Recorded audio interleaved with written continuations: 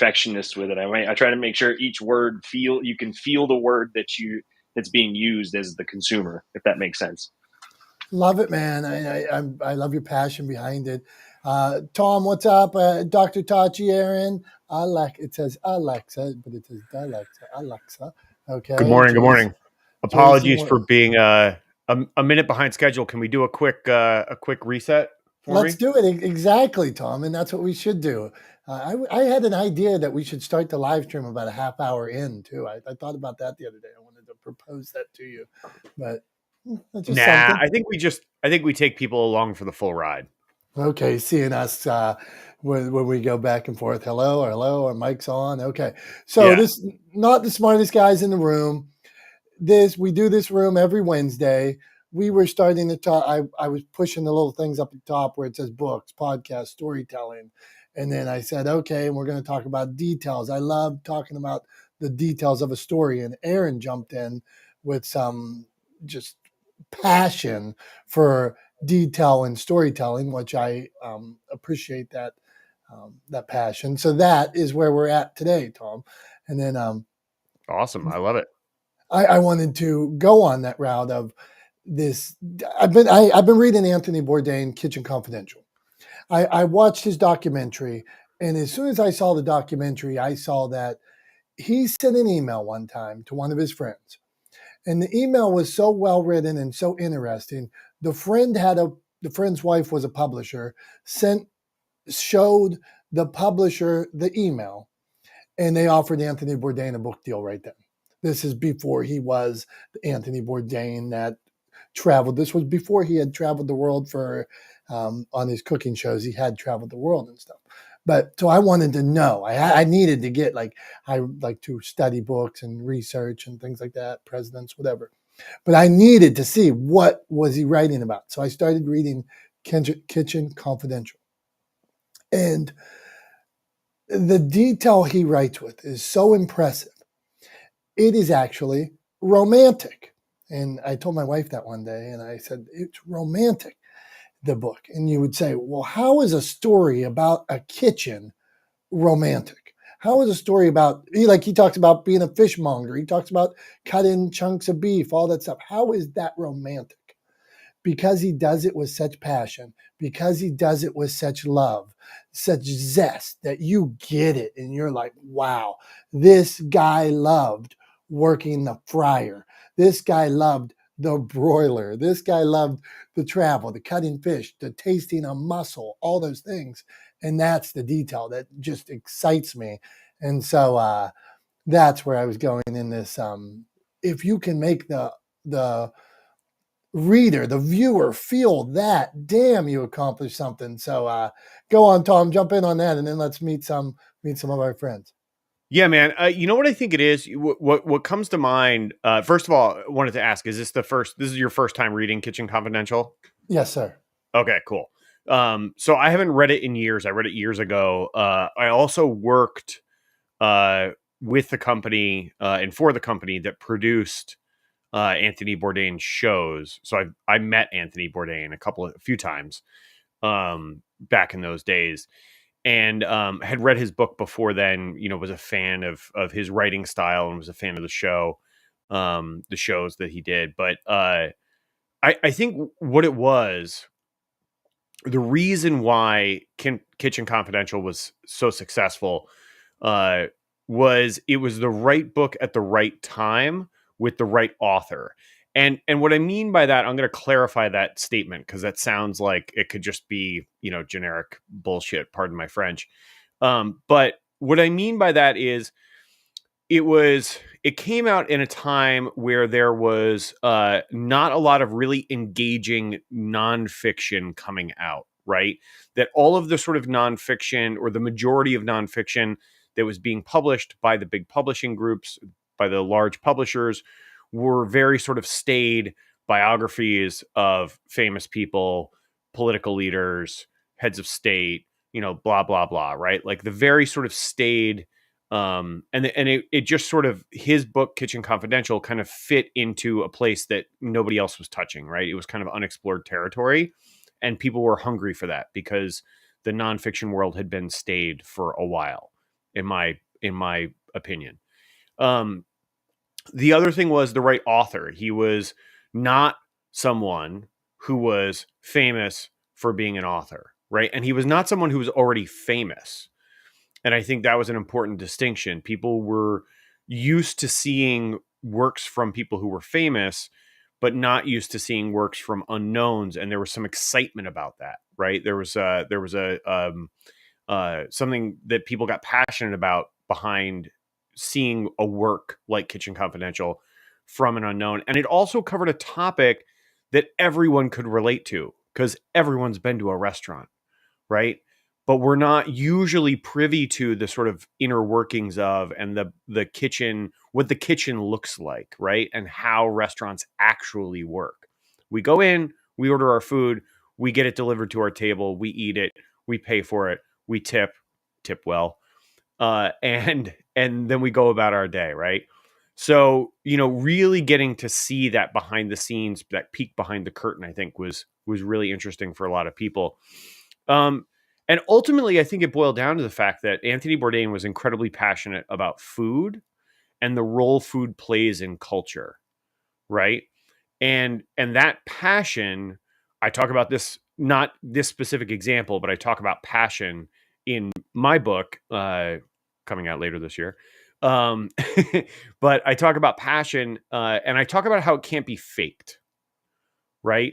That being relentlessly authentic, right, means that you share your passion, that you focus in on what you're most passionate about, and you share that with your audience. And that's what Anthony did so well, was he was incredibly passionate about food and the role it plays in culture, and that's what he focused on, right? And so that's why I think Kitchen Confidential, for all of those reasons, that's why I think Kitchen Confidential was such the phenomenon that it was.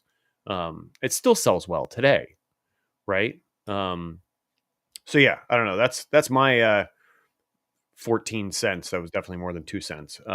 What is I'd love to hear what other people think. Perfect. And we got Dr. Tachi here. And when you talk about behind the scenes too, like he took us behind the scenes, Dr. Tachi often takes us behind the scenes. And that's something we talk about a lot here. Like how interesting Tom's world is to me, how interesting Dr. Tachi's world is to me. Like we had that Najet, your friend, what was her name, Tom, the whiskey taster? Nadej tasted whiskey. I think she might have even done it overseas or in different places like that. Completely interesting. I am from Pittsburgh. I go to Steeler games and help people publish books. That's my world. So seeing somebody taste whiskey in a whole nother side of the globe is completely foreign to me and very interesting. Just as I always think it's important to take people behind the scenes. Dr. Tachi, go on. Steer us in the right direction here. Yay. How's everyone? I hope everyone is having a great day thus far, early as it is in the U.S.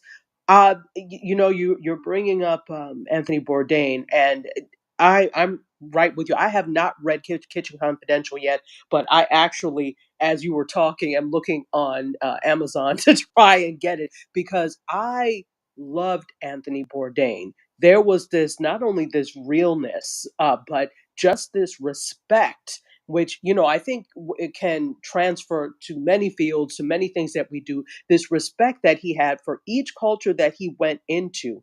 Part of my gripe sometimes when people go to different places, particularly different places in Africa, it's about going on safari. It's about, so people tell me, oh yeah, I've gone on safari. That's nice, but you went to go see animals and not people. And they reduce certain places, especially countries in Africa, to the resources and the animals that are there. And they don't realize that there are people that live there.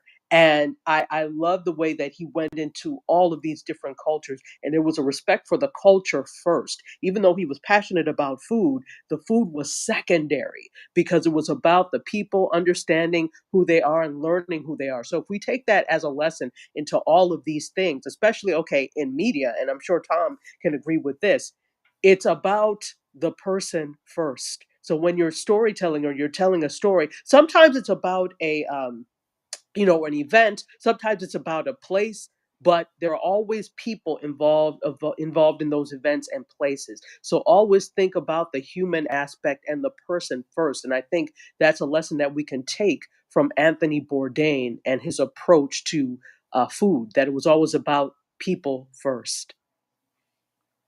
I release.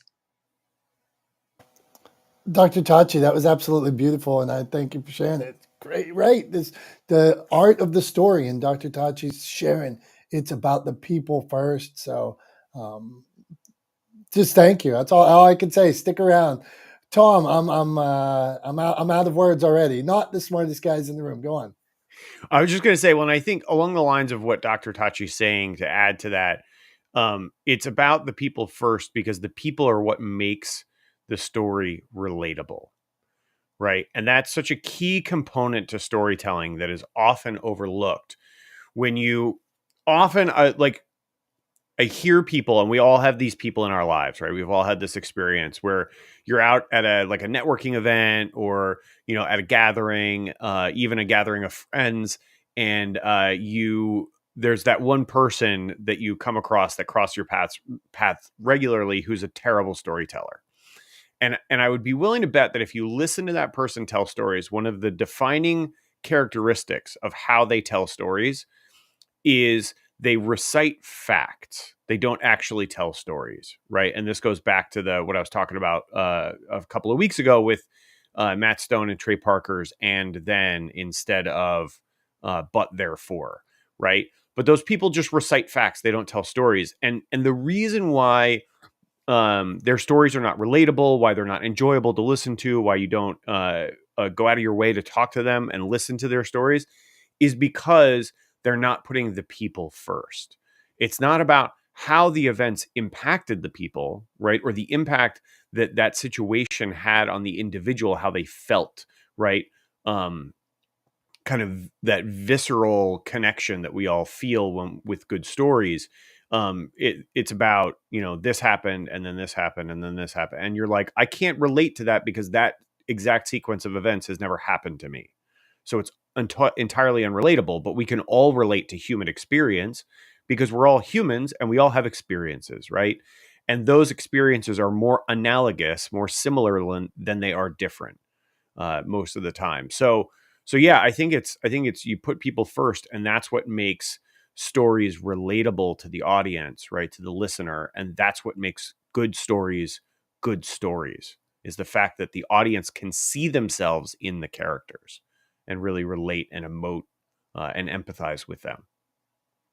So just wanted Thank to you. add Okay, that. so now we're going to get into good stories, and how do we tell them? How do we message them? That kind of stuff. Okay, so let's keep this rolling. We got Alexa. I think that's how I pronounce it. Alexa, what's going on? What do you got? You got a question for us, or you have a storytelling tip? Hey everyone, it's Alexa. The Alexa booth is fine. I'm actually just starting my podcast, so I'm here to listen and learn. So I've got nothing to add at this point. Thank you. Okay, hang out, be cool, and I think you're gonna have some. Hey, here's a radio host and syndicated radio host and podcaster and storyteller. John just popped in, so I'm sure he'll have some input on storytelling. So, Joyce, what do you got? Storytelling tip or question, or just go wherever you want to go. Go on. Good morning. I love Anthony Bourdain. He's actually part of my story. When I tell my own story, he's a storyteller who I relate to, and it's so interesting. He's so universal. Storytelling so important. That's what I do on the podcast. I don't know. This week I'm doing something a little bit different. The show that's coming out tomorrow. I've been doing this podcast for 4 years now, and I just need a little bit more help getting exposure. So I'm actually, putting it out there tomorrow, asking for help. I think I've told you this before, but I live in the house that Tip O'Neill, his father, built. So I say I'm from the Tip O'Neill studios of North Cambridge. He's a politician, and his famous saying was, "People like to be asked." So that's what I'm doing on this podcast this week, storytelling about me and asking for help. And just Anthony Bourdain, he's so universal. I think this is so interesting. And then just a quick funny thing. I was just looking out my window and a squirrel just popped up and looked at me. It kind of freaked me out. I don't know what that means. So, Well, you are the cannabis mom, right? So, who knows? yeah. How do you start your day? How deeply is that squirrel looking at you? And then I just had a weird podcast thing. I had my guest canceled last night, last minute, which podcasters, it happens once in a while. But I am revamping my show for a different guest as we speak this morning. So I'm just kind of listening in. So thanks for this time, guys. Okay. Hey, Joyce, when you have a guest on your show, and John, Prof T, Dr. Tachi, when you have guests on your show, do you ask them to promote it, or is that not expected, or is it obvious they should like follow your show and stuff like that? I mean, what's the proper etiquette? They should, but do they know, or do they think they're like above that? So go on. Well, I mean, we do usually send. I mean, we send images, and we hope that they will, but people don't always do. Whatever. Who knows? Yeah, I would expect that they would, but it doesn't always happen. John, go on. Yeah, I tell them and explain to them very quickly that it's a 24/7, 365 marketing platform for them, their story, and if there's a service, a book, or speaking, whatever they do involved. So yes, I send them all the information, including the caption I use, the direct link, not to Apple, not to Spotify, to my hostings. Everybody can choose which platform they listen on, and an episode cover image. And I'm glad you brought that up because the guy that was guest on the show this released this morning. I sent him all the information. He replied back with, "Hey, will you tag me on the post? Here's one for LinkedIn, Facebook, and Instagram." My reply was quite simple. I'd be happy to tag you as long as you promote the show and also the organization you represent promote the show. And the implication is, and I'm not saying this to be mean, but certain people and certain groups will get as much free advertising and marketing promotion as they can, and they will never promote your stuff as well. So the days of me doing that for them, besides putting them on a show, they get radio exposure, they get podcasts, they get social media, all that stuff, website as well. I won't go above and beyond unless they are reciprocating, and I make that perfectly clear. That's absolutely fair. And I wonder that because sometimes a guest may think they're above well, it's a mutually beneficial thing. I want to share, I want it to grow. But then I sometimes see like, how do you ask them? Yeah, I want you to subscribe. I mean, the bare minimum, could you at least subscribe here? We spent like all these hours filming and editing and recording and research. You can't push subscribe, or at least share it once. So it's got to be so frustrating and make you want to rip your hair out. So I had somebody that wanted. Now I'm all into the tag, retag, share. I'll put it on the website. I had somebody that said, we want you to send our letter to your email list. And they were like, check things you'll do, things you won't do. And I was like, I won't send it to my email list. Absolutely not. Here's the thing. Again, if you want me to email my subscribers, that's going to cost money. Time is money. And it's taken me years to build that list. It's taken me years to build this show. It's taken me years to get it on all the radio stations I'm on. And I tell them, look, you're going to get exposure to 1.5 to 2 million people hearing your show. So if you want me to do more, I'm more than happy to accommodate you, but I don't do the extra work for free. I don't know of anybody that can pay their bills for free.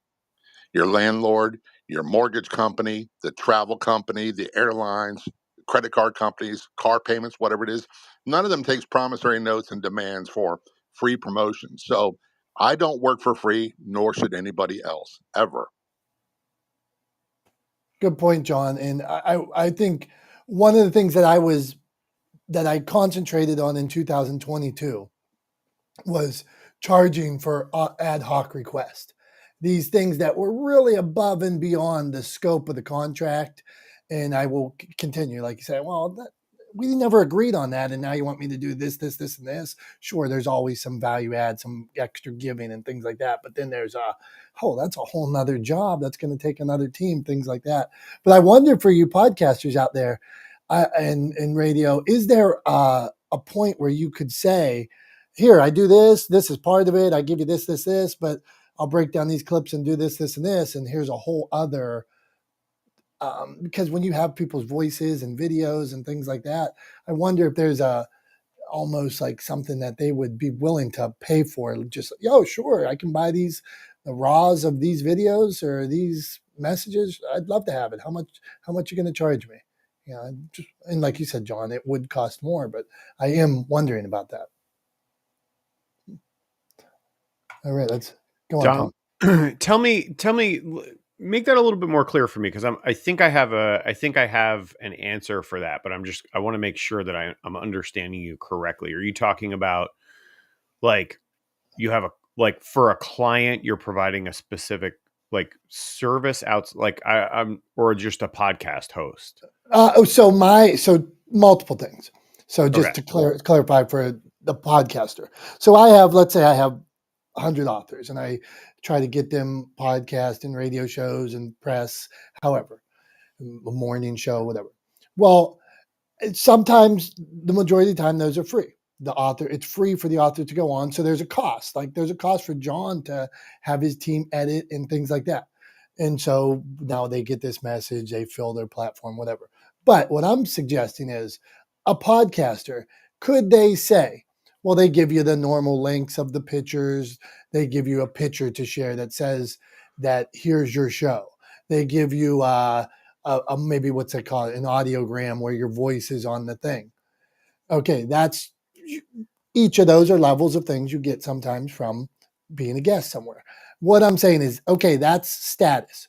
I would be willing to do X for this podcaster or for this guest that was on. And so I'm wondering if for any of these hosts of the show, is it just a quick value add that could make them a few bucks, where they'd say, hey, like John said, I don't work for free. I do this, this, and this. If you want me to do this, I have all the tapes. I'm willing to pull you 10 more audio files from your interview or something like that. I just think, and maybe because I'm not in that world, maybe it would take 50 hours and it's not worth the time. But I see these authors that are just looking for content to put out and they just don't have it. So if seeing that as a benefit. So that's all I got, Tom. Okay, so here's what I think. I think it kind of falls into two categories, right? So one is branded and one is white label, right? So if the podcaster is going to provide, supercuts or, content around the podcast that includes the guest, and that's branded to the podcast, right? Then I think you give that away, right? You encourage the guest to get that in front of their audience, right? Because it's building brand recognition. It has the potential to bring more listeners into the podcast, to bring more people into your fold. It's basically, it's advertising you're not paying for, because they're going to hype it up and talk about how great it was, et cetera, because it's them too. So if it's branded to the podcast or to the business, that owns the podcast, then I think you give it away, right? If it's white label content where the guest can then take it and rebrand it as their content, or tie it to their own brand, then I think you have to charge for it. So I think that's the sort of, in my mind, that would be the deciding factor. And I'd love to hear other people's thoughts on this. I mean, obviously, I'm sure John has some thoughts, and other folks in the room have some thoughts on this, but that's how I would look at it. Is if it's branded to the podcast, you give it away. You try to get that in front of as many people as you can.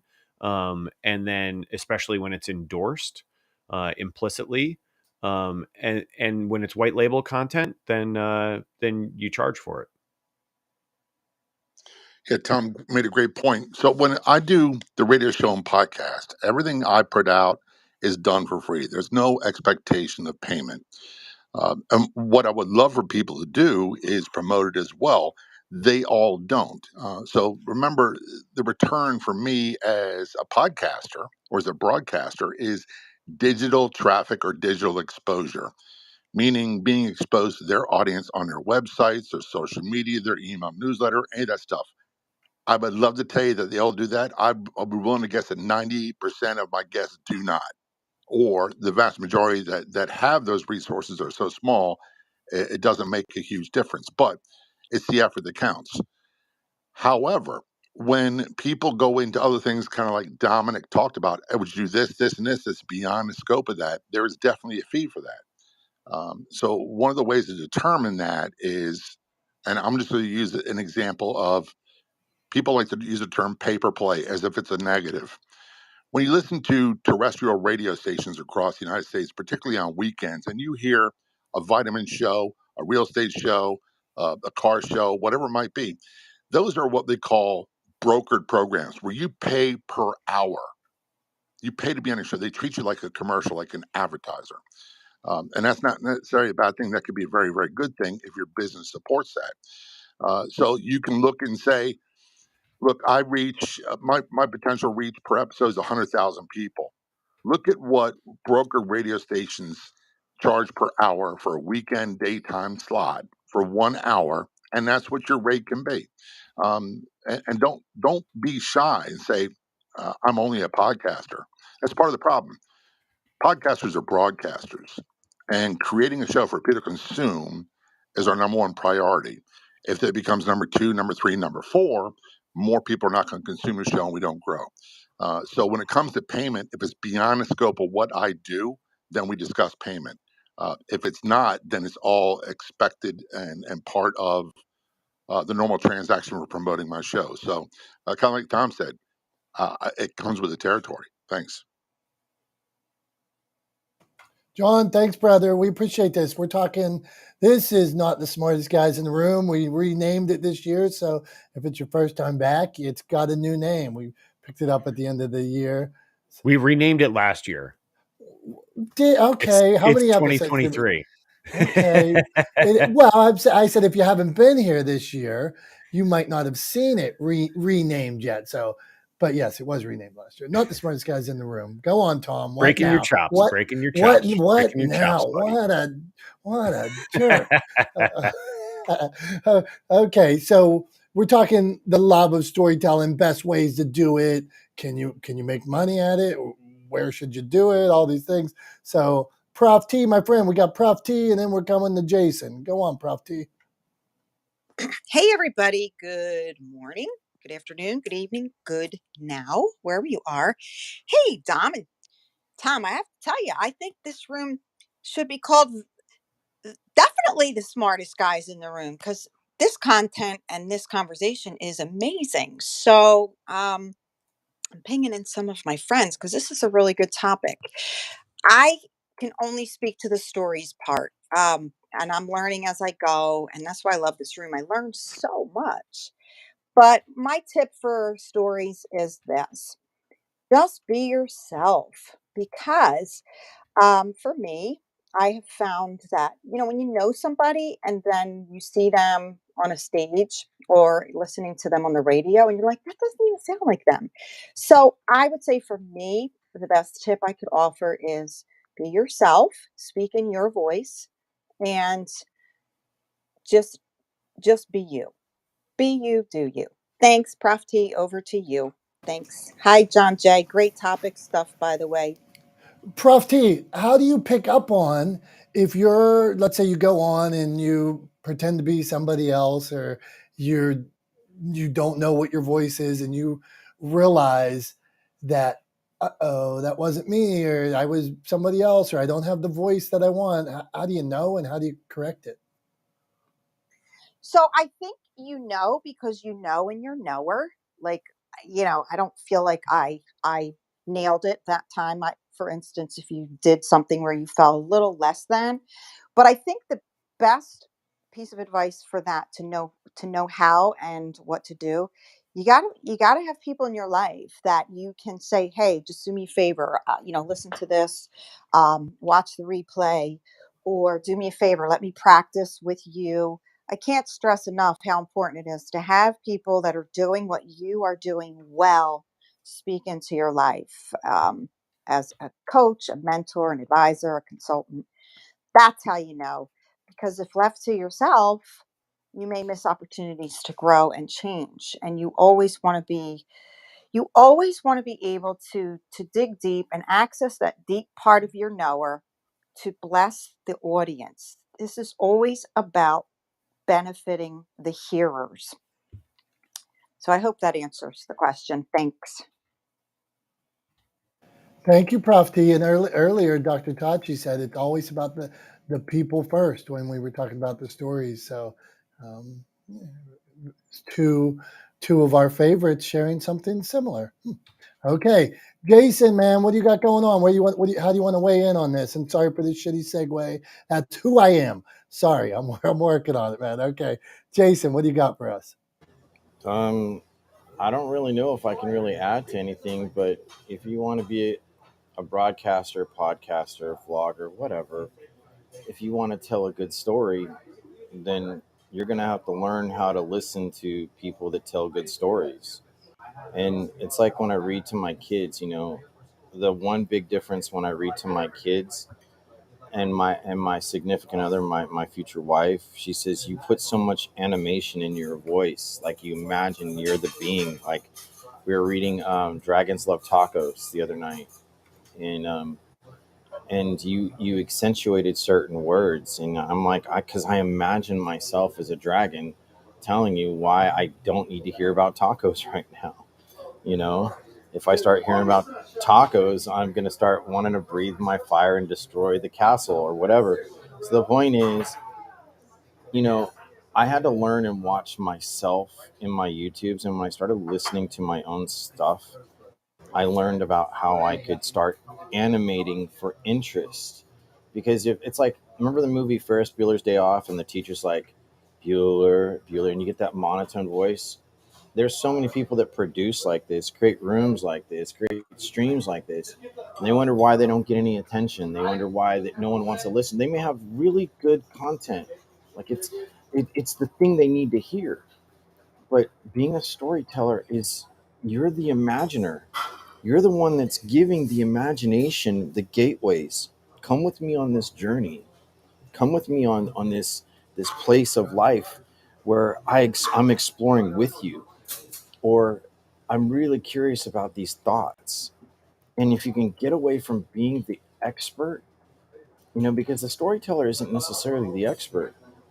The storyteller is more than the expert. He's the one he's painting the brush, and your mind is now putting the colors, the shapes, the animation, the action into life right now when someone's consuming your material. And then they're either going to want to come back for the sequel or the chapter. How many books have you started and you never finished because the storyteller sucked? I'm just going to say it for what it is. They suck. But you give it into somebody else's hands, and it's all of a sudden interesting. Same concept, same story. It's delivery, your interest, your imagination, and willing to not worry about the rules. Just play the role so that you can inspire and interest people. And I'll just stop there. Jason, thank you, man. And I always, even you can hear it in his voice how he does tell a story. I find myself looking for him in different rooms when I have some clubhouse time, between here. If anybody stops by here, maybe you stop by for 10 minutes, an hour, 5 minutes, but you should check out other people on the app and things, and him and John and Prof T are some of the people I'm checking out more and more and more. So, hey, thank you for the tips. Not the smartest guys in the room. That's true. Emmy, what do you got, my man? Give us some tips. What's up, Tom? Hey, thanks for having me here, and love just love the conversation. I mean, I'm not sure how much I could add, but I definitely agree with what Jason was saying. Is if whatever it is that you want to do, I mean, if you want to speak, you want to be a writer, storyteller, I think the first step really is just to consume as much info as you can. That way, you can tell what you like, the things that you are into, and that way you can recognize what quality is if it really hits you, and then after that, just kind of take your own spin on it. Don't try to be what you're not, and because that lack of authenticity will really repel some people. But I think it's the main thing is just kind of like being there. Just it's like a craft, like anything. You learn from the best. You watch, you get mentorship if you need it, and then just go out there and just grind. So that's about really it. Really, I mean, I just love being these rooms, just learning from so many people. So I hope you guys have had a good new year. So I'll just keep learning and listening. So thanks so much. Thank you, Emmy. And I'm a big believer in like what, as a publisher of books and like a student of inspiration, I do consider myself a student of inspiration, but having to read the Dale Carnegies, the Zig Ziglars, the Norman Vincent Peales, the Tony Robbins, the Jeffrey Gittimers, the John C. Maxwells, to understand Ed Millett, Atomic Habits, whatever, to understand the market, what's going on, what happens in these books, and then seeing, oh, where does your message fit? How do you do it different? I read a lot of books. I read a lot of books that are just facts. Well, I've heard this theory for 130 years. How is it different when you tell it? So that's why the story is so important, letting me know, letting the reader know your story. Yes, how do we implement these basic lessons? I must persist until I succeed. Greet each day with love in your heart. Treat your neighbor, whether it's the golden rule or whatever. Okay, take that lesson, that basic moral, that the thermometer theory, the oxygen mask theory, all these theories. Okay, now how do you implement it in your own life, in your own story? Now, I want to ask Tom a question. Tom, what do you think about this idea of, and anybody else that is familiar with this, please jump in. You have to know the rules to break the rules. So to Emmy's point of understanding this story, like everybody's like, well, I saw Quentin Tarantino, and Quentin Tarantino is a freaking genius. He knows every rule, and that is why he can make the show, because he can also do, but to not understand the arc of the story, the art of the story, what needs to be accomplished. So Tom, do you think you need to understand those basic principles before you can flow down your own path or do your thing? Yes. Just kidding. I mean, yes, I'm not just kidding about that, but I think you do have to know the rules to break the rules, right? Because if you know the rules, then you are breaking the rules with a purpose, with intention, with a goal in mind, right? If you don't know the rules and that's why you're breaking the rules, then it's because you're doing it in a haphazard way, because you lack intention, because you lack purpose in the decisions you're making. And I think those impact the overall outcome of the work that you do and the viability of the stories that you tell, right? So if you break rules with intention, if there's a clear reason behind and a purpose behind why you're breaking the rules, I say go for it, right? If you're breaking rules because you just can't be bothered to learn them, then I think you go back to the drawing board. But that's my 2 cents. That's my opinion. That's my thoughts. So yes. So do you think it is a benefit to also, because read other works in your genre and things like that? Somebody might say, oh, I can't be bothered with looking at other stuff because mine's so unique, or I don't want them to influence me. If I read another book on media, Tom's writing a book on the next generation. If I read a book on media, I'll be influenced. So what do you think? It's too late. You're already influenced. Like people who say they don't want to look at other people in their space because they're afraid of being influenced by them or whatever. It's too late. You're already influenced. If you know they exist, if you know that there are other approaches to doing what you do, which you should, right? You should be passionate about and well versed in your area of interest, in your expertise, in your area of expertise. If all of those things are true, then it's too late. You've already been influenced, right? I mean, we're all influenced by everything we do. I have so the founder of Bombas, David Heath, in an interview talked about his definition of innovation, right? And he defines and he thinks about innovation as not as creating something new from whole cloth, but innovation is all about taking things that already exist and putting them together and using them in new ways, right? Like all of the sort of biggest inventions of our lifetimes, of the 20th century, of the 21st century, have all been built off of existing technology, right? Off of existing methodologies. So everything we do is influenced, right? We're never creating something brand new out of nothing. Everything we do, everything we create, everything we innovate on, if you're innovating on something, it has to already exist, right? So it all is influenced.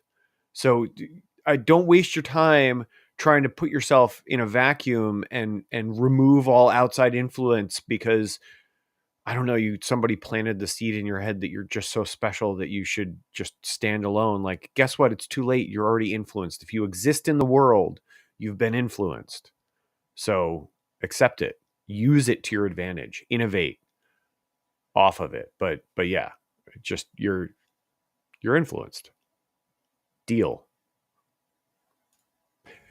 I was reading. I don't know if any of you guys have ever read the book Save the Cat, and it's a screenwriting book. And one of the things they say is, "Give me the same thing but different." So they, like Tom's, something that was successful. Now give it a twist. So you can look at. I just wrote down.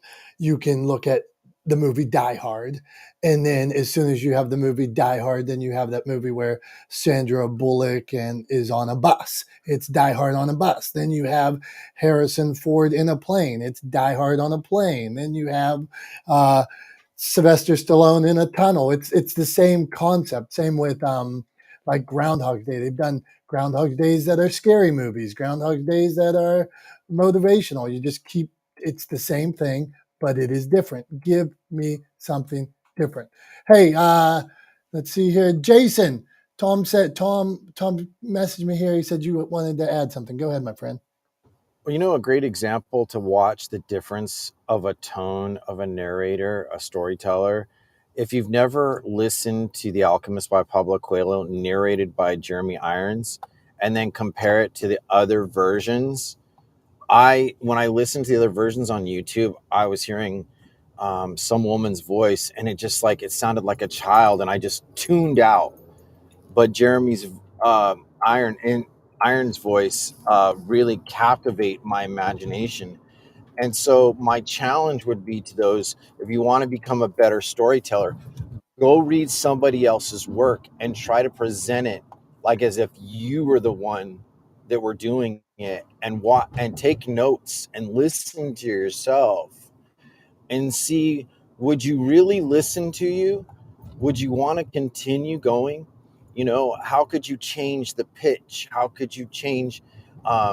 Because I like what Tom said, how can you really challenge the rules if you don't know what the rules are? Well, the rule is like, what's the end game message?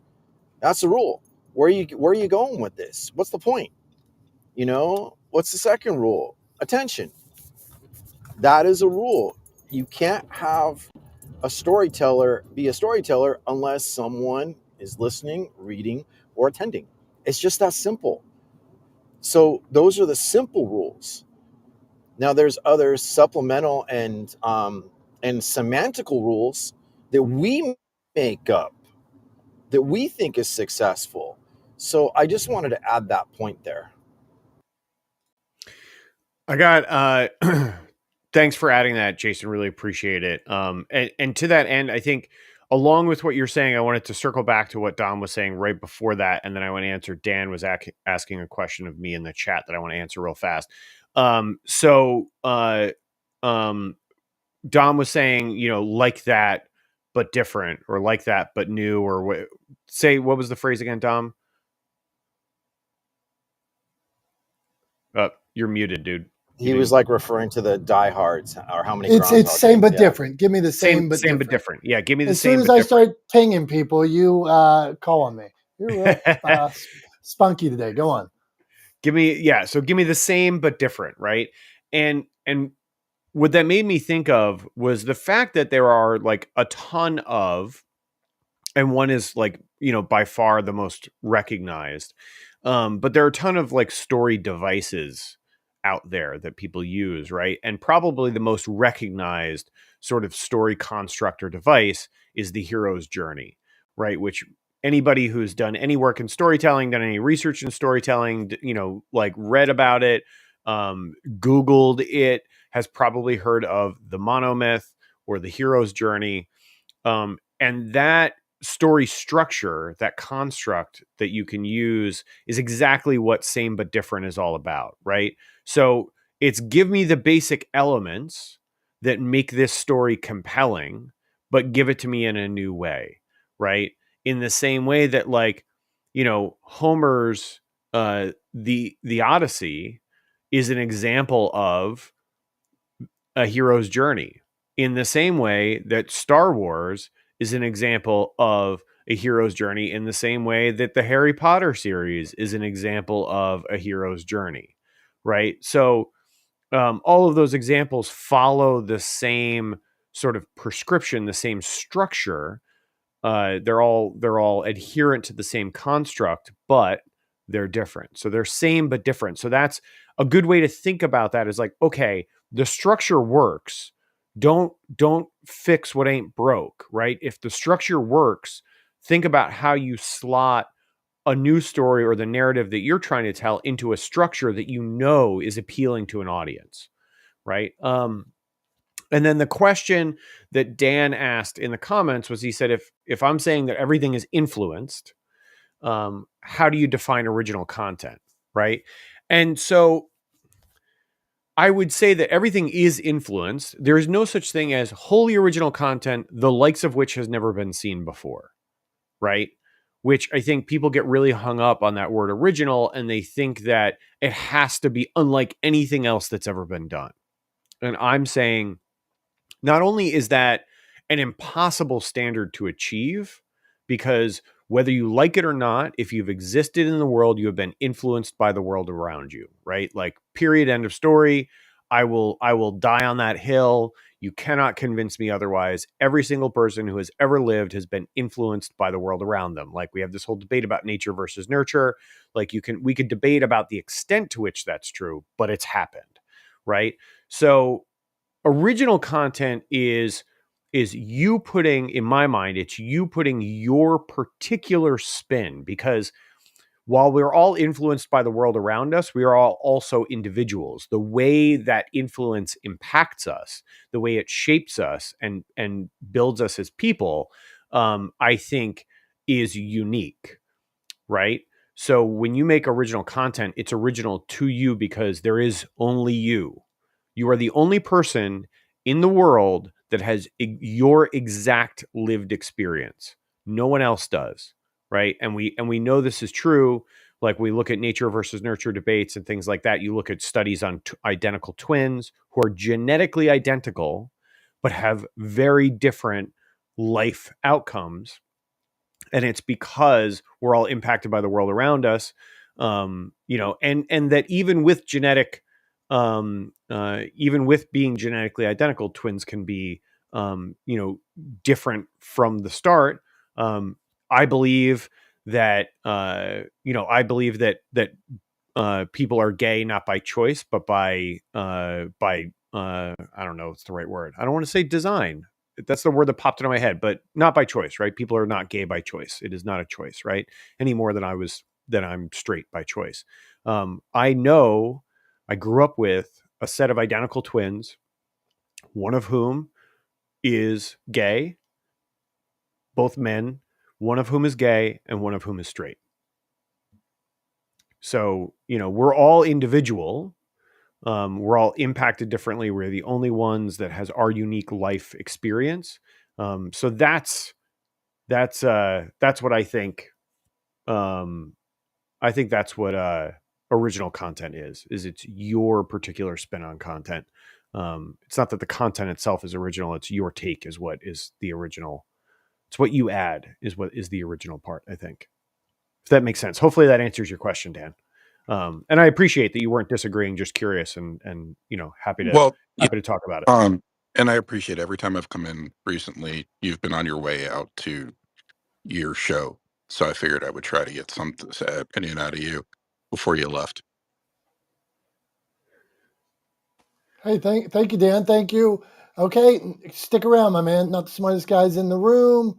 Same thing, but different. It's interesting. We're talking about even I could really take every motivational book ever done and take it back to the Bible or the Quran or something like that and say they are all spin-offs of that. These are all some person's own story, added facts, that different life experiences. I was sitting with my son about a couple months ago. He's 16. He's going to be 17 soon. And he was telling me, he's like, Star Wars, Lord of the Rings. He's just studying an English class, this kind of thing. He's like, same movie. And I'm like, what do you mean?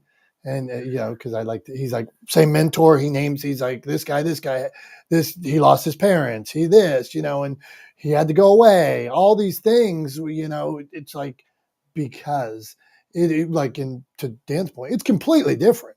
But when you study that basic, the hero's journey, hero crosses threshold. Luke leaves his family. Harry leaves this. Harry has to accept, fight with Darth Vader, fight with that guy that put the thing on his head. It's so similar when even down to the Ewok, to the weird little characters in Lord of the Rings and stuff like that. I mean, you got so similar. Okay, now we're moving on. Elise with the waffle behind her. Where do you weigh in on all this, Elise? Hello, everybody. Good morning. I always love this room. I always learn a lot. So just thank you for having this room and holding this space.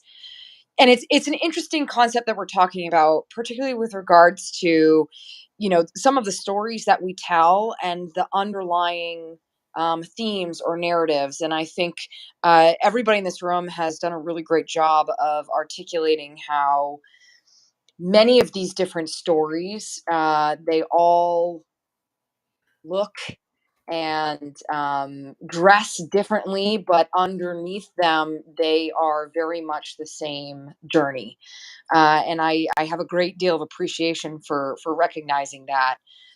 I think one of the things that I myself am learning in this room, and as I go through my own creative process, is, getting to a point where the initial piece is created and you've gone through several rounds of revision. And I think, Tom, you said it well, with that part or that component of the creative process where you are kind of working within a vacuum, but also recognizing that there is a point in that process where it's time to collaborate. And I think one of the things that I'm really grateful for being in this room and being able to listen in and learn from folks who have gone through that phase is getting a better understanding of how to navigate that change from the initial creative process, which for the most part is done independently, and then how to move through that next phase of collaboration so that you can bring it to full fruition. So I certainly am not shy to admit that I have spent a lot of my creative time in that independence phase, which has been very fun and fruitful. But I certainly know that there's a lot to be learned about going to that next phase. So definitely learning a lot from this room, and really glad to be able to be here and listen with everyone. Thank you. Elise, thank you. And I'm glad you brought up collaboration. This is something we've talked about over the last couple of weeks in this room, and me and Tom collaborate on this space. I don't know how to set up a live stream. Tom set up a live stream. This was a room I had done for a while, and I thought Tom would be a great addition, and we work well together. So then that's the beginning of a collaboration. Sometimes I'm writing a story. I wrote a story about Alzheimer's. So I'll tell you this multiple things here. Wrote a story about Alzheimer's, about my mom's had a battle with Alzheimer's for about 10 years. I was going to write the screenplay before I wrote the book, and then I decided, no, I'll write the book first. I thought it would be a better business move. give me same thing but different. I wanted to. The Notebook does touch on Alzheimer's, and there is some jumping back in time. I'm not trying to write that book, but I thought I wanted to share the story of a love story between a mother and a son. So a pure love story, not a love story like that. But if you're saying same but different, okay, that's on that. Now to collaboration, I have a writing partner on some stuff. I already wrote the book, sold thousands of copies, whatever. Now I wasn't good at writing the screenplay and the book at the same time. That was harder than I thought. And it's not the same. So now this guy that I write with, I am going to go to him because I believe he makes me better. He challenges me on everything. Every line that I write, he challenges me in a way that, well, why are you doing that? Why would they say that? People don't talk like that. But he does it in a way that makes me better. So when I'm done with, I'm going to go to him on this next project and bring him in because I feel that he will move the project forward. So I somebody clicked off there. So go on, John. Go on. Okay, so I want to be with people that I believe can move the project forward. Take me that are passionate about it, and can maybe we can get together and we can do more.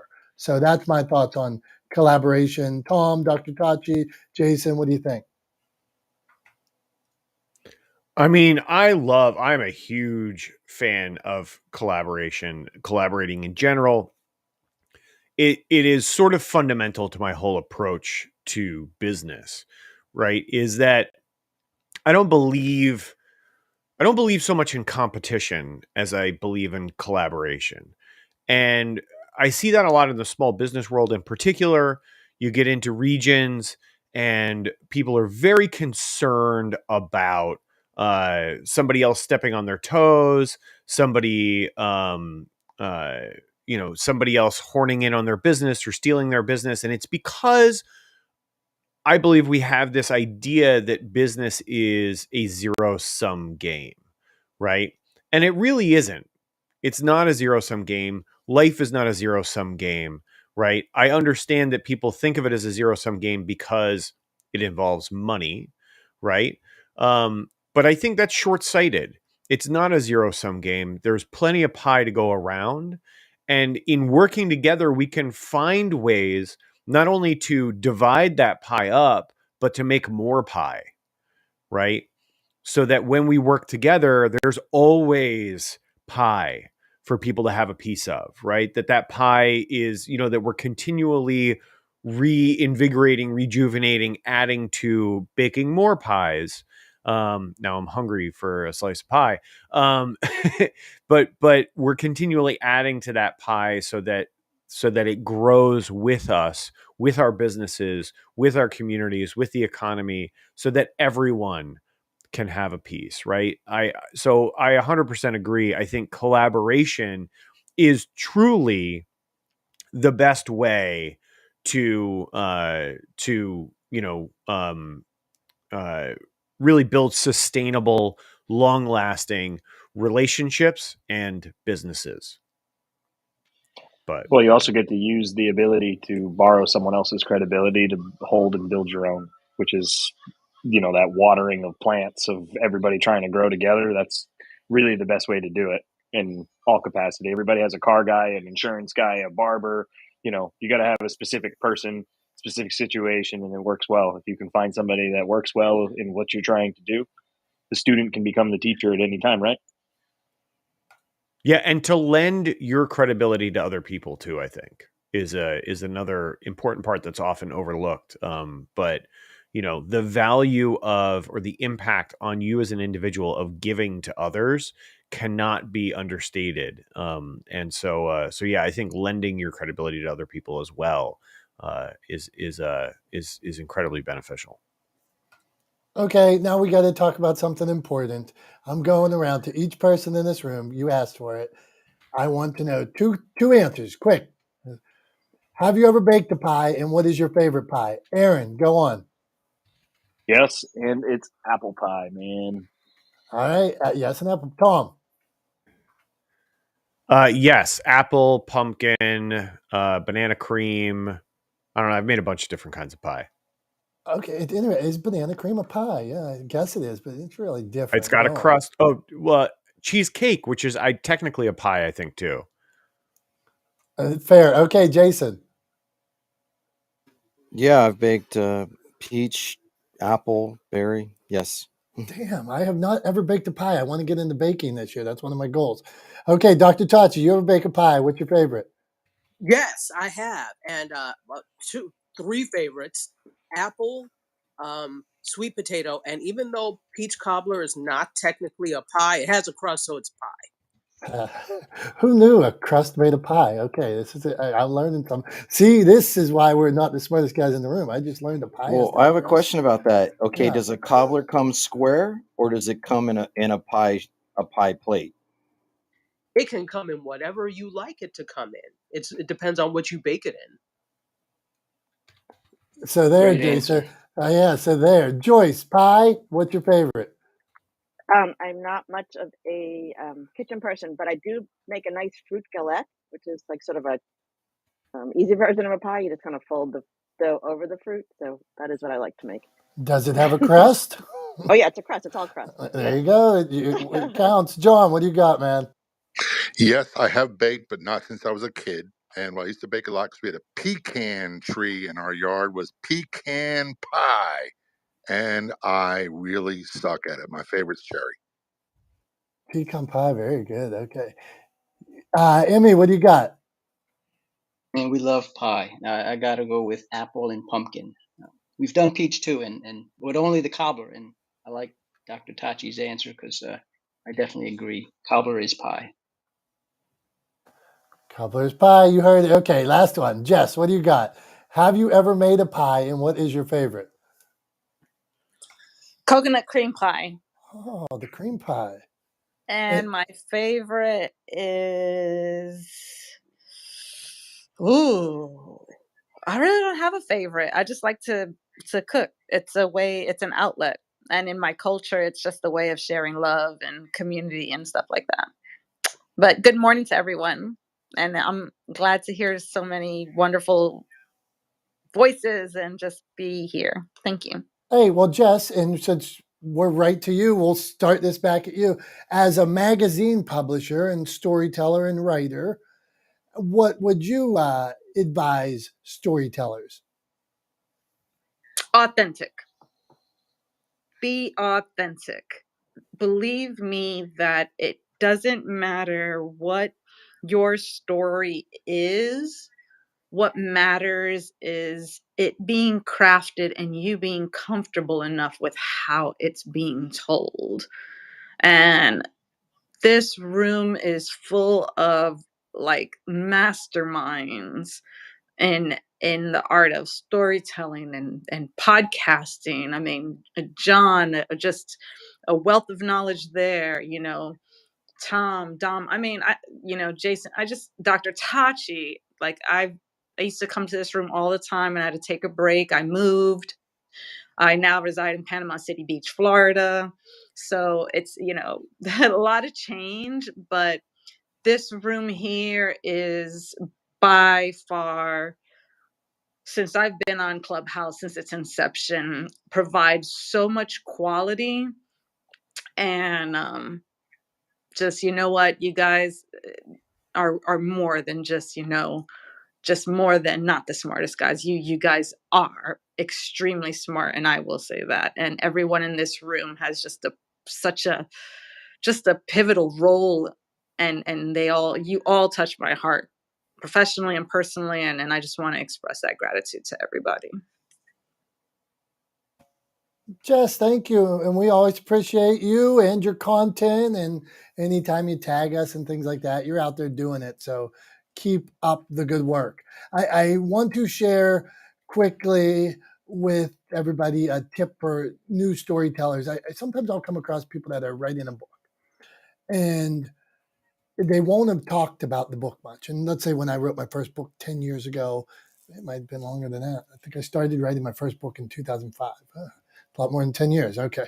So all of a sudden, when I never told anybody about the book. I never told them that I was going to publishers. I never told them anything.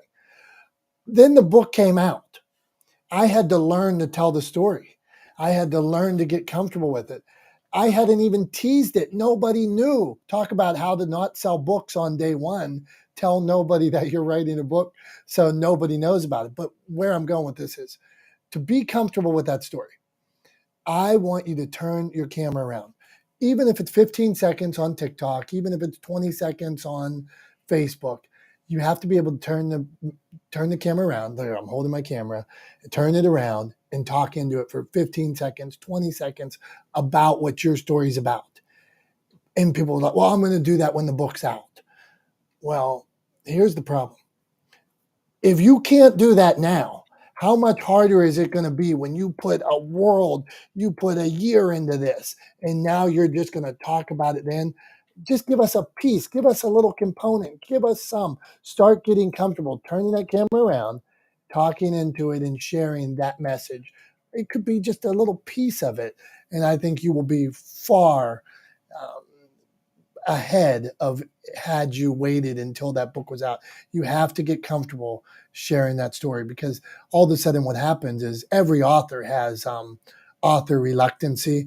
They get to the end of it, their book's about to be published, and they're like, I don't know if this book's going to come out. Maybe my mom's not going to like this book. Maybe my friends aren't going to like it. Maybe I talk too much. Maybe I hurt people's feelings. Maybe I'm going to lose my job. And had you explored and got comfortable with this for the year prior, you would be able to alleviate some of those self-doubts down the road. So that's my tip. Use that camera, use it as a tool. And then you can always delete those posts from social media. If everybody says, I hate this, you stink, well, you could always delete it, but they're not going to say that. Okay. Sorry for that tirade. Is that a tirade? What's the difference? What is a tirade? Can there be a good tirade, or is every time you just talk like that a tirade? Somewhere Isn't it like a rant at the end of the day? Okay, so is a rant's bad, I think. A rant's not good. I feel like tirade has more of a negative connotation than a rant. I think I think what you just did was called a tangent. A tangent. Okay, I'll accept tangent. Okay. There you go. Okay. Who said that? That was Kevin. That was Kevin. Thank you, Kevin. See, Kevin knows some stuff. Okay, let's go to Ahmad. We're talking storytelling tips. Ask a question or give us one. What do you got, man? Hello there, Dom. How are you doing? I hope that you are doing all right. And thank you for inviting me to come up here on the stage. I really like being here every now and then because I really like the vibes. So, in terms of the storytelling, and since I am not a storyteller myself, and I am not, I don't have the experience in terms of storytelling, but I can tell you that. That through the books that I read, that storytelling is a skill, just like swimming, just like running, or just like boxing, and you can nurture this skill by reading more books and by writing short stories. So you can enhance it in a way and make it stronger. And the other thing that I want to say about storytelling is that it need a wide imagination, and you have to be able to think in different ways and write your story in different manners. And also, that I think that the thing about storytelling is that some stories are more relatable, and some stories are not that much. It depends on the writer and the way he approaches story writing, and also it depends on his skills. And the other day I was reading a book, and it was based on a movie. And the thing about the book that I read is that it is very gripping. It cares so much about the details, and I always emphasize on the subject, on caring, uh, on giving so much attention to the small details, because the small things can make a big difference, even though you think that it is not that much important. But yeah, just try to care so much about the details. And yeah, that's it for me. And thank you for giving me the stage. Ahmad, man, thank you. And I think you, before you got here early, we basically started the room today talking about the importance of story details. And we were talking about Anthony Bourdain and how good he was at it and how unique and the importance of taking. I used to read, I'm ashamed I don't remember the guy. He was one of my mentors, like when I first started going to book fairs and things like that, selling books, like at tables at county fairs and things like that. But this guy used to write books about the Pittsburgh Steelers and old Pittsburgh athletes and stuff like that. And he could take you to 1950. He would take you to the Sandlot, 1950. I've never been to 1950, right? He'd take you there. He would tell you about the cars. He would tell you about the dirt spots on the football field. And he would almost the smells of the hot dogs cooking. And he was an amazing writer on Pittsburgh history. And now I'm going to have to Jim, forget his name, but incredible. And it was the detail, man. So thank you, Mon. Kevin, man, we're continuing this story writing, storytelling, story sharing tips. You can tell a story on TikTok, on Clubhouse, on Club. Yeah, I've just read Matthew's bio and I was looking at it. I'm thinking, man, that's a story. I get it. A girl dad. I think. Hold on here. I'm going to skip to this. Combat veteran, girl dad. Just reading those two things, I'm like, I got a daughter, and I respect that he was in combat. Okay, I'm interested in it. So okay, that's telling a story. You can tell a story in your bio. Let's read Kevin. Podcaster, producer, comedian, content creator, event host, and friend you haven't met yet. Well, why haven't we met this guy? Kevin, man, what's going on? Give us some storytelling tips or ask a question.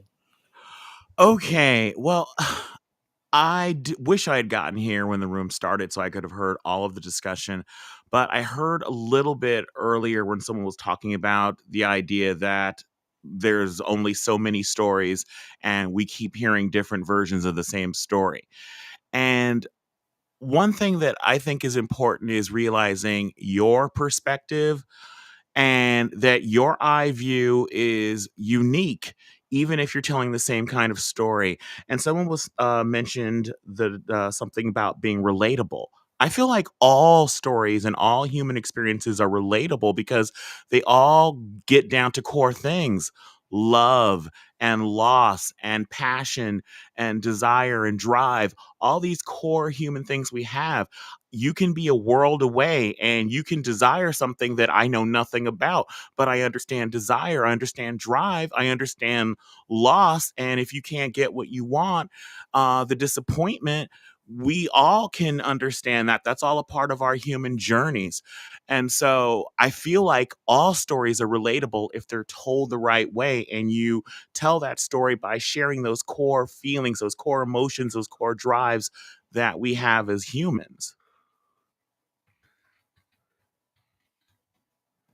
Thanks, Kevin. Tom, do you want to tackle that storytelling? Because I just want to appreciate it. And I want to make sure that we didn't go negative at all with the storytelling, because I don't think we think they're all the same. I think there's a format a lot of times where that is an expected format. Let's say where I would say beginning, middle, end. What's the win, or hero's journey, or save the cat. Go on, Tom. Yeah, no, 100%. I never meant to imply that stories are all the same.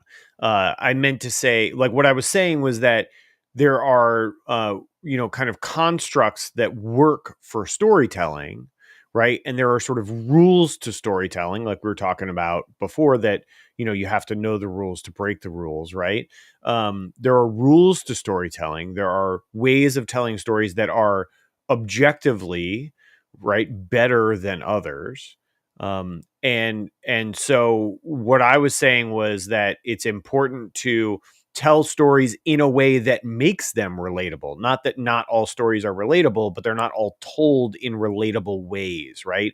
And that was going back to what we were talking about very early on about leading with telling a story built around characters and making sure that those characters, those personalities kind of are at the forefront of the storytelling so that the audience has the opportunity to identify with and empathize with those characters, to see themselves in those characters so that they can relate better to the story rather than simply recounting facts, right? Which is what a lot of sort of people who we all know, people who are bad storytellers, like I said before, that's generally what they do. When they tell stories, they simply recount facts. And those are the kinds of stories that we don't like to listen to because they're not relatable, because none of us have had the exact same, because often we haven't had the exact same set of circumstances or events happen to us in the exact same order following the same timeline. And so it's not relatable. But when you bring human characters into it and human characteristics and emotion, you make it relatable because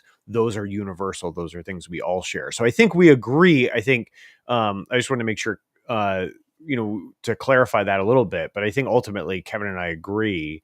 I think, we agree with, he agrees with what I was saying earlier. I think there was just I'm not sure if I, misrepresented what I was saying, but yeah, just wanted to clarify that. No, man, I love it and appreciate that, Kevin, because we are lovers of the story, man. And there's a beauty in every story. And one of the things we share every week is like your story can make a difference, man. However you need to do it. It could be somebody else's survival guide. If you need to get a megaphone and walk down the streets to share it, if you need to start a podcast, if you need to write a book, whatever format fits for your story or however many ways you want to share it, but get out and do it. And I mean, I don't want anybody to wait one more day. However, do it, get out and scream on the street if you have to. Okay. Not the smartest guys in the room. We got a couple more people to meet today, Thomas. Okay. Now this is and this is what I was saying about bio. A story here, combat veteran, girl dad, already I'm feeling like, I want to know some more. So Matt, give us, ask a question, give us some storytelling tips or something you do to share your story. Go on. Thank you for bringing me up, and I hope everybody's having a great Wednesday. I really don't have a story to tell because all of my stories might be a bit gruesome. I'm just playing a little bit, but I do have a question. Um, do we believe that this new AI technology is like really threatening authenticity when it comes to storytelling? Oh, Go, can I go? Go ahead. Can Sorry. I jump in? hold on. Let me clear this up. We'll go Dr. Tachi, then John. Hey there. Thank you so much for bringing that up. This is interesting because I'm very much into this whole AI space, chat GPT and all of that. And I think it has the propensity to threaten authenticity. Part of the thing that has always been my argument is while I love these things and these new technologies, there's even more opportunity for people to misrepresent who they are and be inauthentic if something else is writing the story for you, if something else is telling the story for you. However, that said, fraud is always discovered. And if it's something that is not in your voice, that is not within your realm or area of expertise, the moment you get up to try and talk about this in front of people, it's going to be discovered. You didn't write that. You didn't do that. So I think it does have the propensity to, but once you have to get out there and actually demonstrate that you know what you know, all of that goes away because the writing is important and the representation is important, but it's also important what you present and how you present in public, whatever that means. So that's my thought on that. Interesting. John, go on. Yeah, I did 2 blog posts using Chat GPT, an AI program. And you can look at them. And here's my opinion. For what I do, it doesn't fit. It almost gives like an encyclopedic response. You could go. Remember the old encyclopedias where you'd copy and paste, or go to Wikipedia and copy and paste. That's what it does. It misses the human aspect of it. So it misses the storytelling aspect of it. That doesn't mean I won't try again. But for now, I think it's great at delivering facts, but it's not really good, at least what I've done, as far as delivering stories, which I'm more interested in the blog and also in the radio show itself. So again, having said that, I'll try one more time. But for as far as I'm concerned right now, it's a big fail. It doesn't work for me at all. I'd like to add in next if when Go on, available. Jason. Please. Thank you. I think it is completely adverse to the human experience. It's not, I mean, Dr. Tachi did present some interesting aspects, and efficacy is really going to be the primary problem.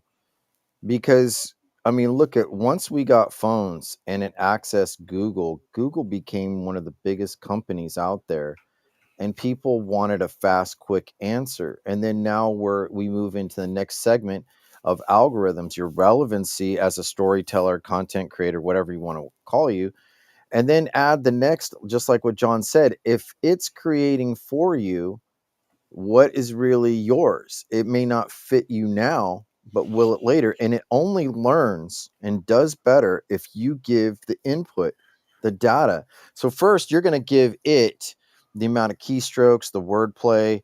It's going to know. It's going to observe your persona, and it's going to output a similarity according to different variances and habits that you're going to make. So I find it problematic, but then I think to the future, like if we were to go, say, like in the age of Star Trek, where you computer, hey, answer me this, riddle me this, riddle me that, you know, a lot of people feel threatened, and you should, because if it can do everything that you can by words and commands, data input and output, what makes you so relevant?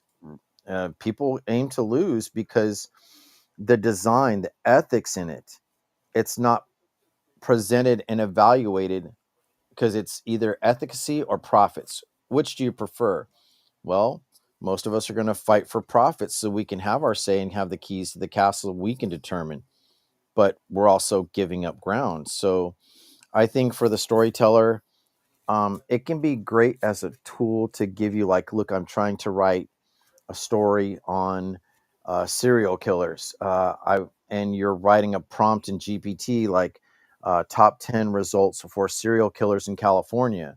And it might give you, it tells you these could be facts and it could also be false. It does warn you about this in the beginning, but you've been using AI, believe it or not. If you've used Paragraph AI, if you've used Grammarly, if you've had to contact, say, like Xfinity or Comcast for a customer service, you used AI already. So, as far as a storyteller and the human experience, this brings caution and a great deal of respect of our human experience. And we cannot alleviate telling the story, the perspective, the optics for any convenience, because otherwise, if it can do it for us, how do we really live? Jason, man, deep as always. Appreciate it. Go on, Tom. So I want to hop in here because there's a woman who named Kate Crawford, who wrote a book called Atlas of AI. She is a researcher from USC who also works with Microsoft. And one of the things that she's kind of famous for saying is artificial intelligence, or AI, is neither artificial nor intelligent.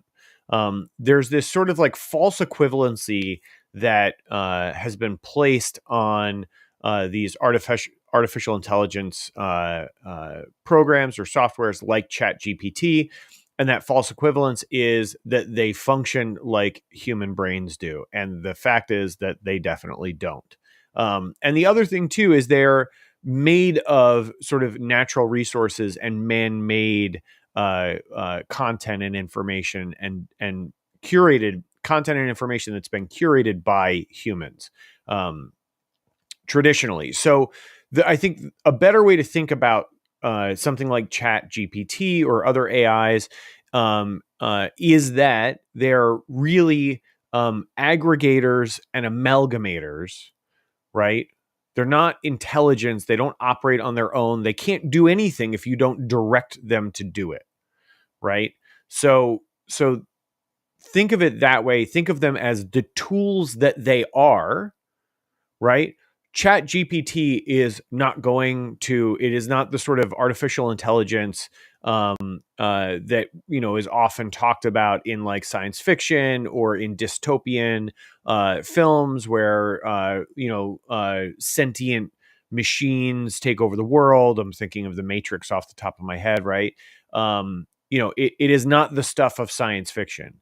It is simply an algorithm that's designed to aggregate a ton of data, right? And then from that data, amalgamate an output.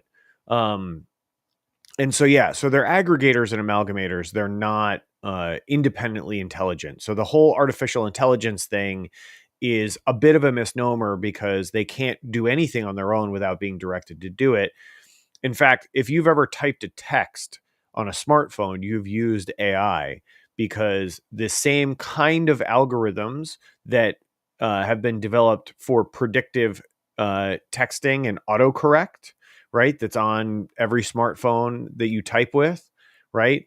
Those autocorrect algorithms are the same kind of algorithm that ChatGPT uses. It's just the data that is available to ChatGPT and the way it can use that data to predict outcomes and to create things is different from, is much larger than what's available to the algorithm that's in your smartphone that corrects what you're typing, sometimes correctly, sometimes incorrectly. So I think I don't have any problem with using AI as a tool.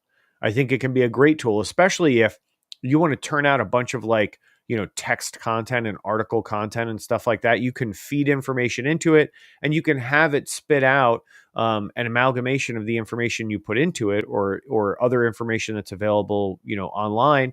And then you can use that as a foundation, and all you have to do maybe is do some light editing, and now you've got an article, right? But put your touch on it. Like, I would say definitely touch it. Don't let it stand on its own. Because again, artificial intelligence is not intelligent. It's just taking what it finds, which is why, as Jason was pointing out, that it warns you that it may or may not be factually accurate, right? But use it like a tool. Use it to sort of give you a jumping off point. So you don't have to create an article you're writing or a blog post you're writing from zero. Why not start halfway to done, right? Instead of starting it at zero, right? Take that leg up, get halfway up the ladder, start halfway up the ladder instead of climbing all the way from the bottom. Like, it makes sense to use it as a tool to move forward. But yeah, it's neither intelligent nor artificial. And I think people I still think we are at the point where people are, broadly speaking, a little too fearful of it. I don't think it's anything to be fearful of. I'd be more fearful of privacy concerns. And even then, I wouldn't really be fearful, just cautious of privacy concerns with using online artificial intelligence algorithms like ChatGPT. I'd be more concerned about that than I would be about, sentient computers. but Okay, hold on here. We had Kevin. Kevin had something to say. Matt had something to say. Then we're going to hit Heather. So go on, Kevin. Okay, I absolutely agree with the idea that it's an amalgamation, but what is an amalgamation of? Other people's work. So isn't this still plagiarism? If you're basically typing in a few tidbits and then this AI basically gathers a bunch of information from other articles and then feeds it to you, and then you tweak it ever so slightly and put your name on it, aren't you putting your name on someone else's work? Even if it's like 5 other people's work, it's still other people's work that's being spat at you, and you're putting your name on it and putting it out. Does this stuff, just for my clarity, does it reference other people's stuff where it gets the stuff? Like, It does not. It does does not not list not. it. Okay, interesting. It Okay, is plagiarism. It is to the max. Okay. Let's keep going. Heather, we're coming because you're our algorithm master. So hold on. We got Matt, and then we're coming to Heather. Go on, Matt. You clicked off for a second. What'd you have to say? Okay, we're moving on. Heather, we're going to meet Heather. Heather's going to tell us about algorithms. She loves this space. Then we're going to go to Pierre. Go on, Heather. Hi, everybody. So, we talk a lot about plagiarism, and there are tools that can help you if you are concerned about this AI generation and essentially being plagiarism. But you have to remember that it's combed all of the internet, and a lot of the internet, it's God, I can't believe I forgot the word for it.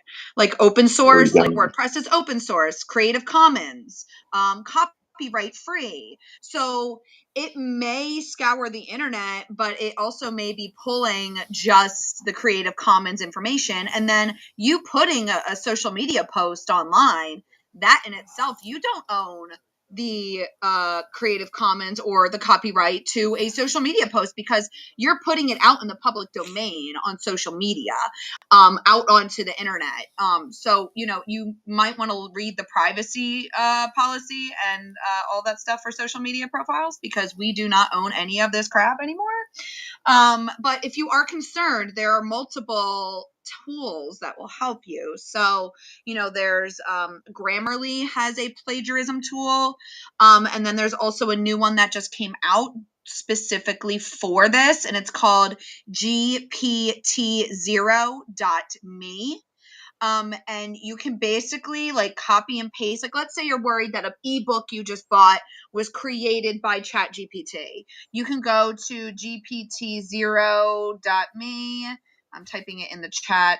And you can like copy and paste that whole entire ebook in there, and it'll spit out and let you know how much a percentage of, that content is written by ChatGPT. So, and don't, I think, and somebody asked it specifically in regards to copyright. If you ask ChatGPT, and I forget who was in that room, it was Stefan, we were talking about this, and he asked it, and it specifically stated that, there is no copyright, and you own the rights to whatever is spit out of ChatGPT because you are uniquely prompting it. So we may have an issue where there's multiple prompts, like we may use the same prompt from a prompting website, which there are prompting websites already out there, and it may spit out the same exact answer. But why would you want to use that? It's kind of like using this same old. So back in the day, you could get copyright free blog posts from copyright free blog post websites, and all you had to do was just give reference back to who wrote it or what website you pulled, and that was how a lot of us got blog posts back in the day to create our presence on our website and increase search engine optimization. So it's kind of like the same thing. If you are unique in using it, then it will spit out something unique that is not on the internet. Take, for example, I have an event coming up. Well, I could ask it to write me 5 social media captions about this barbecue 5 course tasting dinner I'm having in Wilmington, Delaware on January 20th, 2023. Well, there is nothing out there that this chat GPT can copy, because it's literally, I'm just feeding it the date and time, and what it's doing is just creating the verbiage and giving some creativity behind the information I'm putting in there. So sure, you can steal people's stuff all day long, but use it as a tool. Don't use it as a plagiarism tool. Use it as a tool that can help you elevate your creativity and your uniqueness. So that's all I wanted to say. So if you are worried about it, just go to gpt0.me. Okay, love y'all. Wow, thank you. Yeah, I'm thinking like, what if I wanted to post 10 things that make you smile? 10 things that make people smile, 10 things that are whatever. Is this, yeah, it wouldn't be something that I would ever write in a book or, really want to claim. It would just be, is the reason people are doing this to produce more content, or is it because they're looking for articles with their names on it? It's what a interesting space. So I'm sure we could go for days on that. Somebody should start a room here. This is yours. I'm giving it away. It's not Chat GPT. Start a room and say, is Chat BT, whatever it is it legal? Is it ethical? Is it whatever? You could run that room for 12 straight hours. Okay. Not the smartest guys in the room. We were over our time, but we keep going. But we're going to meet Pierre. And then as always, Tom's going to take us home with a beautiful closing and wrap us all up into a tight little bow. Pierre, man, what's going on? Hold on. Let me look at Pierre. Analytics specialist, founder. Okay, smart guy. He may be the smartest guy in the room. Okay. Well, I don't know. Yeah, I think GPT is going to outdo us all. I do want to touch a little bit on the ethics, a little bit, and add something to the conversation. I like what Heather was saying about, it's. I think the big problem, honestly, is that it's hard to tell from behind your laptop how something is created, and and kind of see how it's put together, and that kind of that helps you determine if a, the person maybe plagiarized accidentally, or B, or if there was an intent behind it. um it's really hard to do that from behind the laptop in general. I think that's a big core piece of it. But I think and I think it's hard with chat gpt is because if I'm writing on a particular topic, yeah, it's going to summarize from a number of sources. And unlike a search engine, you can't see where the links are for you to vet that. So, for example, if I wanted to talk about apple pies, I have to quantify that, or qualify it. Am I talking about apple pies for baking, as in baking for myself, or am I talking about apple pies, giving a recipe, basically? And I think it's that qualification that I think people are going to be struggling with for a while. But I think what if you're a content provider, I think what you want to do is keep in mind that I think for Chat GDP, it's helpful when you are trying to get kind of a general framework for something. But I think, to what Heather said, you need to be unique in what you apply to it. For analytics, I'll take my area, for example. When I started, I needed to understand JavaScript in order to understand the meaning behind putting a tag behind a website. So that way I could explain to, say, Dominic or Tom or John or Heather, if they came to me as a customer and said, "Hey, Pierre, we need to add analytics tags," I can understand where they need to be placed. I can put some domain knowledge and trying to tie those placements to what they're doing with their site. So that means there's domain knowledge there that makes it unique. When I think for GPT, when you're taking that content, you use it as a framework, but then you have to.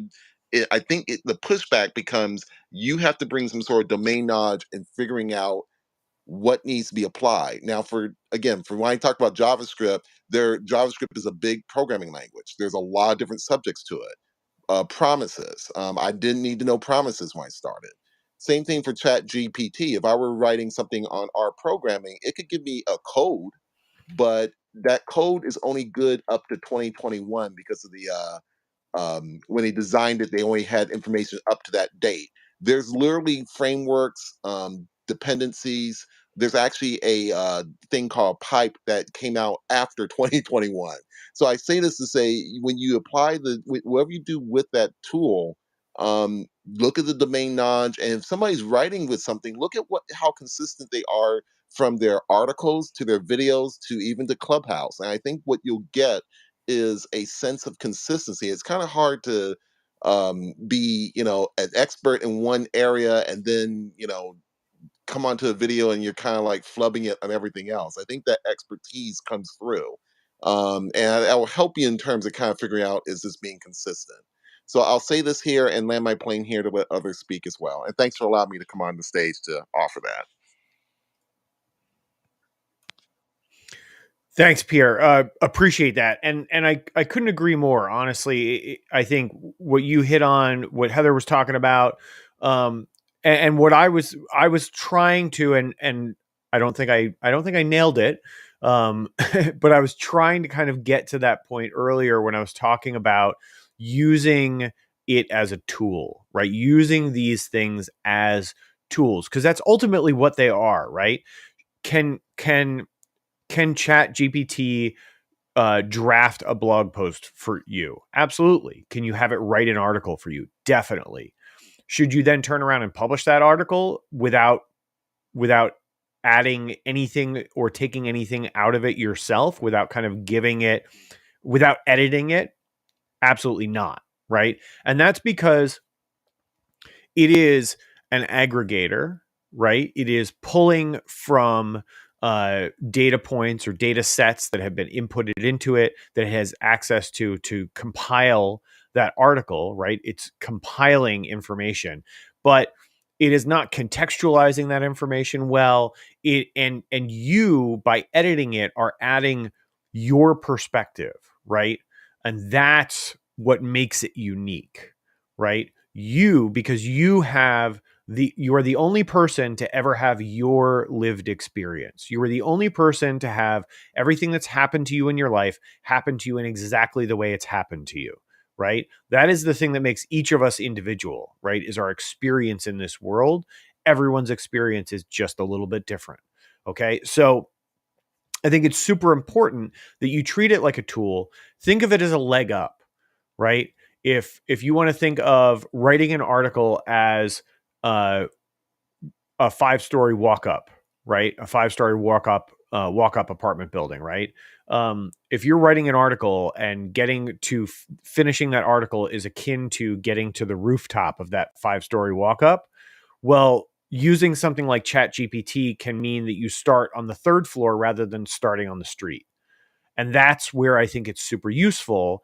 And if you do that, if you actually use it as a starting point to create content, it can save you a lot of time, right? You can't argue with the efficiency of it. It can save you a ton of time, right? In aggregating all of that information. You can let it compile that information for you very, very quickly, and then put your spin on it, add your unique perspective to it. And now you're not worried about plagiarizing, right? You're not worried, and you can always double check to make sure that with tools like Heather pointed out, GPT-0, right? You can always double check to make sure you're not accidentally plagiarizing someone. But you now have taken something that was created by something that is neither artificial nor intelligent and made it intelligent by adding your own perspective to it. And I think that's the really important thing to say. I'll take it back to the conversation we had earlier on in the room, is that we are always influenced, right? We are 100% influenced by our experiences, by the world around us, by our interactions with other human beings, by the things that we consume, the things we see, the things that impact our lives. We are influenced by everything that we encounter. What makes content unique and original is the way that we interpret and then share those experiences, right? And that influence from the outside world. So we all live in the same world, but we all see it a little bit differently. And so I think what's really important is if you want to create original content, if you want to stand out as an original, if you want to share your voice and tell stories, then what you really need to do is pay attention to what's going on in the world around you. Take all of that that's available to you, put your spin on it, and then share that with the world, right? And that's I think is a good way to approach doing that. So so that's my wrap up for today. I think is just make sure that you put your hands on it, your touch on it. Make sure you touch it and mold it so that it carries with it a piece of you and a piece of your unique perspective on the world. And I think that's all I got for today. Pierre, did you want to add in one quick note before we wrap up? I just run one quick note. I really love your analogy about being starting from the 3rd floor versus starting at the bottom. I just scribbled a note here while you were talking. But yeah, you're right. I do think that adding your touch will make a big difference. I don't think listicles will be the I think that will be the content that will go away because this thing with Chat GGP will force people to kind of think about what sort of touch they have. So I like what you said. Just wanted to say that, and I'll land my plane here. Appreciate that. Thanks, Pierre. Yeah, I love analogies and metaphors. So always gives me a huge kick when somebody when one lands with someone. So thanks for saying that. I really appreciate it. But yeah, so just bear in mind that innovation is all about taking what already exists in the world and putting your own spin on it, right? Organizing it in your own unique way, using your unique voice and your unique experience. And that's true of the content we create. So just make sure you touch it, make sure you put your spin on it, make sure you mold it in your image before you share it with the world. And you won't have to worry about plagiarism because nobody is like you. Like I like to say, you don't have to be perfect. You just have to be you. So be relentlessly authentic, be you, share yourself with the world, and let everybody else benefit from getting to know you. And that's it. That's all I got for today. So thanks everybody for coming by. Thanks for being in the room. Thanks for sharing the room. Thanks for sharing your knowledge and insights with us, for asking your questions, all of the above. We really appreciate it. For Dom, I'm Tom, and we are not the smartest guys in the room. We will see you guys next Wednesday, 9:30 a.m. Same place, same time. See you guys then. Have a great week. Bye-bye.